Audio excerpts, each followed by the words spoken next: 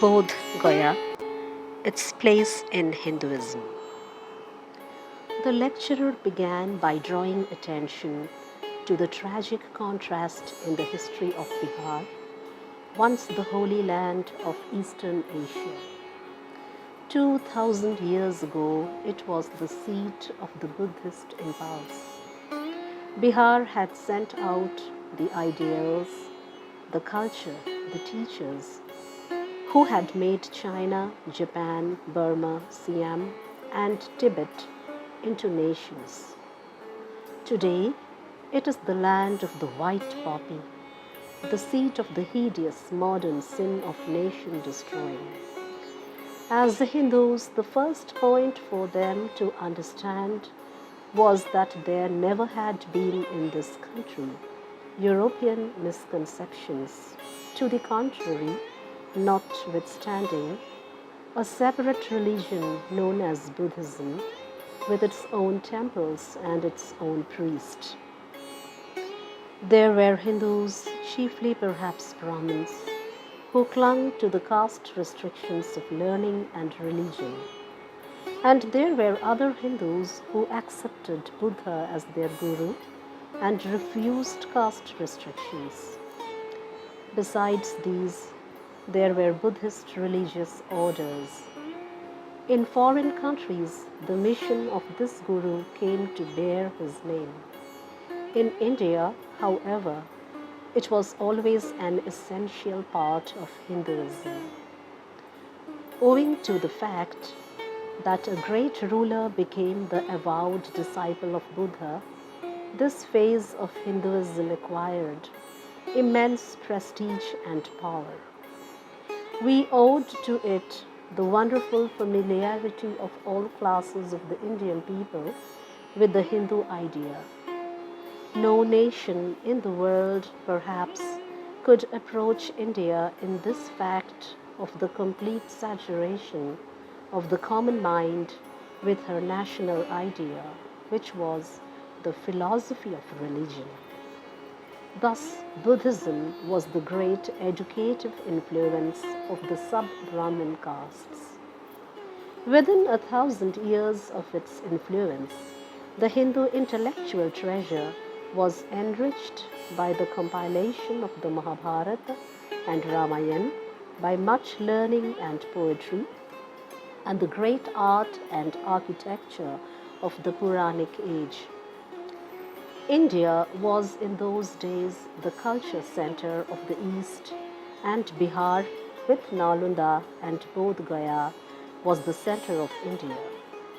If we read history truly, we should have to admit that Shankaracharya was neither persecutor nor inspirer of persecuting kings.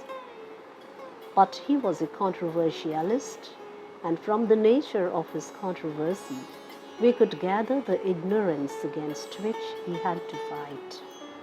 His doctrine of Advaita was no more than a reformulation of the Buddhist doctrine of Nirvana, but it was a formulation which implied a great mass of worships and theories that required coordinating afresh.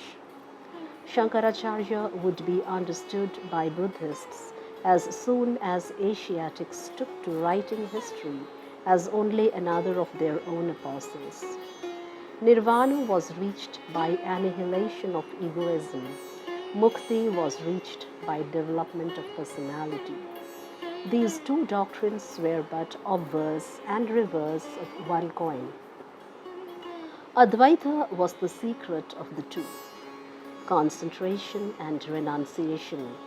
Not any given creed were the differentiae of the Hindu. Hinduism is thus a synthesis, not a sect, a spiritual university, not a spiritual church.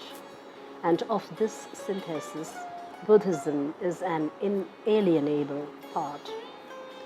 One of the extraordinary features of Hinduism was its power of creating monuments and memorials of its past, and committing these to the safekeeping of women and the people. Of this nature were those rites and mantras that had to be repeated at the foot of the tree in the garden of the Bodh Gaya temple. Whatever else they might do, these ceremonies proved the ever present intention of Hinduism to include and preserve the traditions of Buddhism. It might well seem impossible, considering what Hinduism was, to devise a symbol which could adequately represent it. A religion which contained in some form every creed that the world has seen included the worshipper of stones and stars, and the man who refused to worship at all, included the avowed idolater, the agnostic, the atheist, the iconoclast, and the rishi. How could one imagine a symbol for all this? Puri attempted to be in this fashion the heart of Hinduism. But, alas, Puri had had to close her gates against those of her own children, whose only sin might be called a too free participation in the modern idea. The outcasted, the England returned, could not enter the gates of Puri. If concentration and renunciation, however, were the essentials of Hinduism, the mother of Puri, the great Dharma could not, on the other hand, shut them out. Where should they find a symbol for the hospitality of Hinduism? They found it at Bodh Gaya. From the day of the building of the great temple, Bodh Gaya had admitted and found food for pilgrims of all nations. Provided one did not commit sacrilege, which would render the temple unfit for the use of others, even the Englishman, even the Mohammedan, would be allowed there to perform the salutation of Buddha at his own altar with lights and flowers. How then were the modern children of Hinduism to be shut out? Rather, were they welcomed first and foremost, for Bodh Gaya was preeminently the jewel of modern research. She owed the restoration of her ancient prestige in its fullness to that same learning which others might be apt to regard as unkind. Who were the representatives to whose large charity and understanding Hinduism could venture to entrust so wide a hospitality? They were the sons of Shankaracharya, Advaitins, the Giri Mahant, and monks of Bodh Gaya. In the person of these men, the ancient mother sat still on her ancient throne, receiving embassies of religion from her children of all nations, and welcoming in the name of the most orthodox those for whom India would otherwise have had no church large enough. According to the traditions of the Mahants of Bodh Gaya, the order was placed in charge of the temple by Shankaracharya himself. A curious commentary this on the European idea of the Buddhist persecutor. The position of the monks was therefore a religious trust enjoined by the Guru. In course of ages, the trust lapsed. But in the middle of the 17th century, a sannyasin of the line returned to Bodh Gaya in order to take up the trust once more. He and his successors appear to have done their utmost to bring order into the place. They had not the resources of great governments, but they recovered many of the scattered sculptures and built them into their walls. And the time came when they were able to extend their welcome to archaeologists and repairers who could execute more fully what had originally been their wish and plan. The great name of Rajendra Lal Mitra must not be forgotten in this connection. In him, the Hindu people who had produced the religious idea that created Bodh Gaya, who had watched over it and cherished it for many centuries, once more took up the task of asserting their power and their interest in doing their share to lift it into its proper place in the modern historical survey of the world.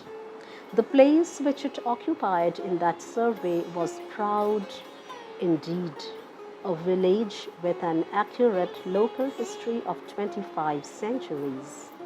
Perhaps as great a claim could be made for no other locality of equal size in the world. And it must never be forgotten that in the Mahant of Bodh Gaya, it was they who were the guardians of the temple, that in his faithfulness to the trust of Shankaracharya, it was their interest which he conserved. Bodh Gaya must be held for the great synthesis known as Hinduism. It must never become the plaything of sects. Of this Hinduism, Buddhism in all its phases was an essential part. And alike of the one as of the other, it might be said that wherever it reigned was heard the great message, which was the burden of India. They that behold the real in the midst of this unreal, they that see life in the midst of this death, they that know the One in all the changing manifoldness of this universe, unto them belongs eternal peace, unto none else, unto none else.